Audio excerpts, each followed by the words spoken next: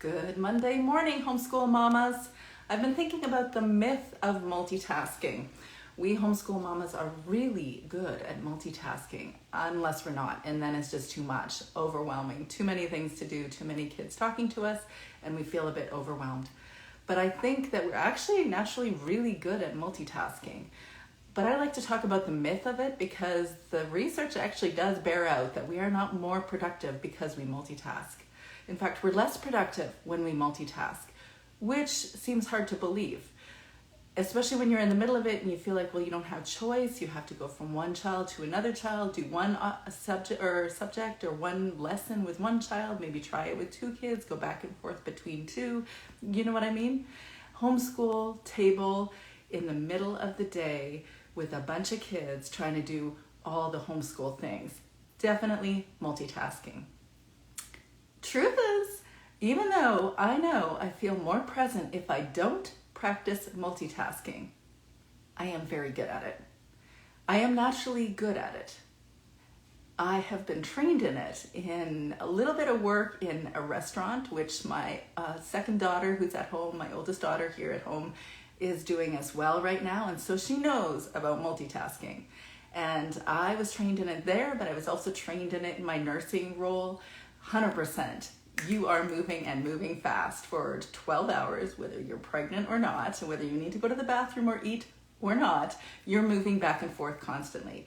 And my husband too, in his physician role, is very fast. And really, our entire culture expects us to constantly be engaging, move from our screen to a person, to a task, to the phone, to the, back and forth, right?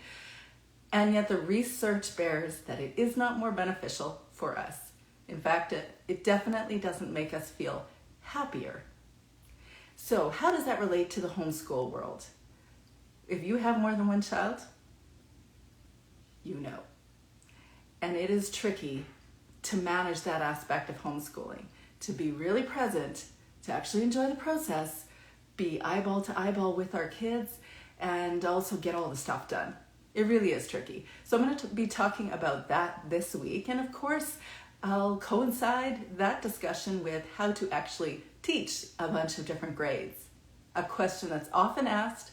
It is definitely something that we homeschool moms of more than one child learn how to do or get really frustrated by. So if you have questions or comments about this discussion, if you've learned a few tricks, definitely leave them in the comments. But if you have specific questions about that discussion point, I will definitely address those in the Wednesday and Friday lives. Don't forget, you are cordially invited for tea. Wednesday at 4 o'clock, a webinar that is specific to your homeschool mom needs, because I know you're a lot like me. You're planning a lot of homeschool stuff. You've got all the things planned for your homeschooled kids. And then you realize eventually that you need to take care of yourself and plan for you too. But usually that takes a bit because we can do all the things, multitask all the things, for quite a long time until we can't. And then we have to look at ourselves, how we're actually taking care of ourselves, honestly, and ask ourselves, are we doing all the things to look after us so we have the capacity or the wherewithal to look after those in our sphere, our kids?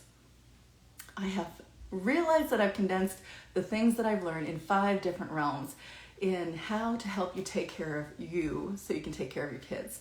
One of them is you gotta know your why. You gotta know why you're doing what you're doing, why you're homeschooling. Instilling healthy practices, the care and keeping of the homeschool mama's body and mind. Shifting perspective. What is an education anyways? There's a lot of release and a lot of freedom in really grappling with what do I think an education is and am I actually doing it in my day-to-day with my homeschooled kids? Learn to recognize who you are outside of the homeschool mom role or identity. Because even if you're in the thick of it right now, you'll learn, like the rest of us, that it ends. Eventually, it ends. I'm still in it. I'm still homeschooling, but I can see that it is winding down. And that is every homeschool mom's story. Unless they decide to homeschool their grandkids, because that happens too. But most of us will discover that it ends. So learning to deal with those days. I think this is the biggest self-care practice. It's why I talk about it all the time, why it's definitely in my book, and it is in the concept, or it packages all those things that we grapple with as human beings. Frustration, overwhelm, perfectionism, feeling not good enough, grappling with guilt and doubt and anger, all of those things. What do you do with those days and those uncomfortable feelings? That's what I'm going to be talking about in this webinar, Wednesday, 4 o'clock Pacific Standard Time. And if you want the Zoom link for that event, then you need to message me directly and I'll send it to you directly. Now, remember that I've got just for the new homeschool moms or anybody that's considering homeschooling, I've got a free mini course, How to Homeschool 101. So you don't have to call Homeschool 911. No, there's not a Homeschool 911, but you won't feel overwhelmed. You'll have all the tools or the keys, the thoughts to how are you going to actually do this homeschool thing? How are you going to do it? So you have vision, clarity, and purpose. And that is what I'm about. You can figure this out on your own if you want. I did, lots of people do, but I can give you a few hints, tips, ideas, whatever, to actually energize you and give you clarity on how you're going to approach this. Podcast this week I am going to be releasing is with Dustin Eagleston. She's actually my acupuncturist and I love her. And she was a previously homeschooled mom or previously homeschooled kiddo and now has an 18-month-old daughter and is learning all about parenting. And she's just a very wise soul who I really truly connect with. And she recognizes already at such an early parenting stage that how she engages herself and has self-compassion and takes care of herself impacts how she engages other relationships around her. I wish I knew that then. I definitely did not. I've also wanted to ask if you have read my book, then I'm asking for a review. It would help me tremendously so that the book really just gets put in front of other homeschool moms' eyes as well. So a review on Amazon or Goodreads would be a real benefit to me. So I'd appreciate that. And I think that's about it, except to say if you're hearing the dishes in the kitchen there, I think lunch is ready for me. Such a perk of having a teenager at home, I'd say.